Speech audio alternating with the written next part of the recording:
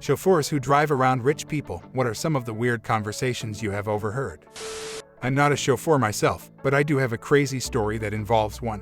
When I was 17, I went on a vacation with a rich friend of mine and a few other buddies. We took a taxi to an area where my friend wanted to buy an apartment and ended up spending the whole day walking around. By the time we were ready to head back, we were too far away from our house to walk and didn't have enough cash to pay for a taxi. This was back in 2000 or 2001, when taxis didn't accept credit cards, so my friend called his dad for help.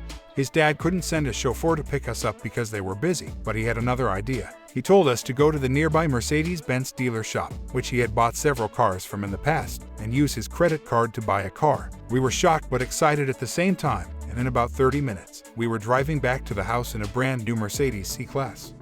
Wow, that's insane. The amount of money some people have is truly unimaginable. I mean, who just casually buys a Mercedes-Benz for a ride home? The 0.1%.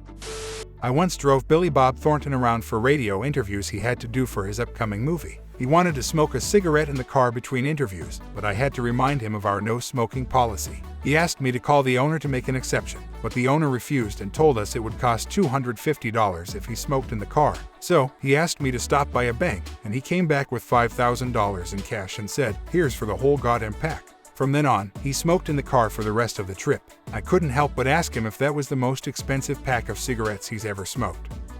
But all he said was not even close. I still think about that moment often and wonder what other crazy things he's done. Laws and rules with monetary fines exist only for the poor. When I used to drive for a limo and taxi service, I had an interesting encounter with the manager of a Canadian band.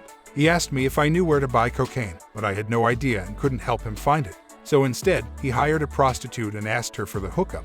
I didn't want to get involved in that either, but I drove them to the location she gave them. They came back with the goods and I drove him back to the venue. As a thank you, he gave me 2 free tickets to their show, which I gave to some friends who had never seen the band before. It was fascinating to see how easily people trust strangers to help them find drugs in a new city. This happened in 2003, so it's been a while, but it's still a story that sticks with me. Wow, when I first read this story I was so confused. I thought the manager was asking about where to buy a Coca-Cola or something. Crazy to think that he was actually looking for drugs and even hired a prostitute to help him find them, and also how much trust people can put in strangers, especially in a new city. Definitely a wild story. As a chauffeur, I've had some interesting experiences driving around rich people. One time, I had a client pay me a lot of money just so they could smoke weed in the car. Another time, I overheard a French guy having a heated argument with his wife over the price of some bracelets she bought, which apparently cost $10,000. But perhaps the most shocking thing I've overheard is the amount of money involved in some of the business deals my clients are discussing. It's not uncommon for them to casually reference tens of millions of dollars as if it's no big deal. It's definitely eye-opening to see how the other half lives. $10K is too expensive for 2 bracelets. I've got a friend who used to be an Uber driver in a fancy part of Los Angeles, and let me tell you, he's got some wild stories about the famous folks he's driven around. Most of the people he chauffeured were just regular folks, but there were a few notable exceptions. For instance, he once had Quentin Tarantino and Trisha Paytas making out in the back seat while they were supposedly keeping their relationship under wraps. And apparently, Mike Tyson is super chill in person, but he's also a huge stoner. Then there was the time some drama went down over chicken nuggets between 2 people from the show Gossip Girl, and they tried to get my friend to take them through the Wendy's drive-thru during the lunch rush. Addison Rae or one of her buddies left their shoes in the car, and Leo DiCaprio once took forever to find the car while bopping his head to music with his headphones on. So yeah, my friend's seen some stuff, that's for sure. Wait, hold up. Are you seriously trying to tell me that one of the biggest and richest movie stars in the world actually uses Uber instead of having their own personal driver? I mean, maybe it was just a one-time thing and that's why they couldn't find the car. Well, I wasn't technically a chauffeur, but I did have the honor of working with a multi-millionaire for a couple of days, and let me tell you, the dude was totally out of touch with reality. One time, he was blabbering on about how he despised all these newfangled homes they were constructing, and how he preferred old castles instead. So, get this, he was having an actual castle disassembled in Scotland and shipped over to the US piece by piece to have it rebuilt. Like, who even does that? On another occasion, he asked me why I wasn't attending college yet, and then gave me this condescending "oh right" when I explained that I couldn't afford it and was saving up. Honestly, working for that guy made me realize how detached some rich people can be from the real world. Wow, that story about the millionaire having a Scottish castle disassembled and reassembled in the US is wild. It reminds me of that old cartoon from the 90 seconds, Gargoyles, where the villains did something similar. But to think that someone would actually do that in real life is surprising. Working for that guy must have been a real eye-opener about how out of touch some wealthy people can be.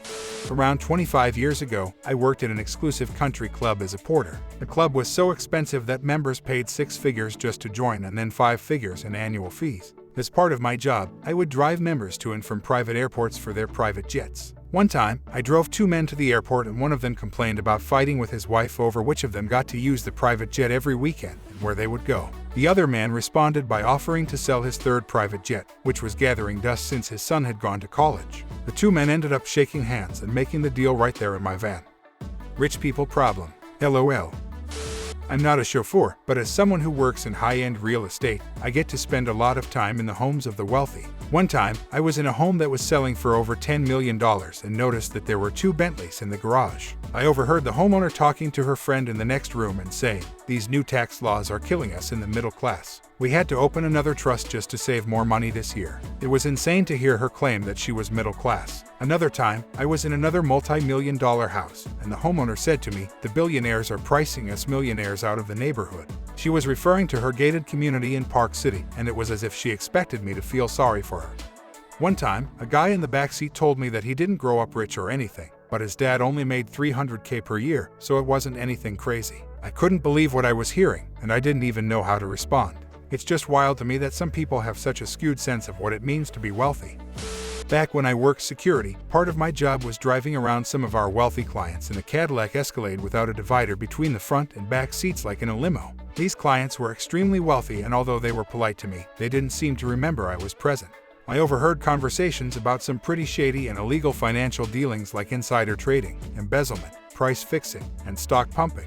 Some clients also talked openly about their extramarital affairs, sexual exploits, and expressed some pretty racist, sexist, and homophobic attitudes. All of this was said as if I was just a piece of furniture, and not a person with ears sitting just a few feet away in the driver's seat.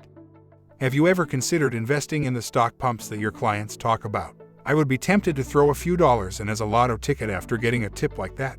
I never attempted to cash in on any stock pumps. While I understood what they were discussing, I didn't have enough information about the companies to profit from it. Plus, it would have been illegal for me to do so.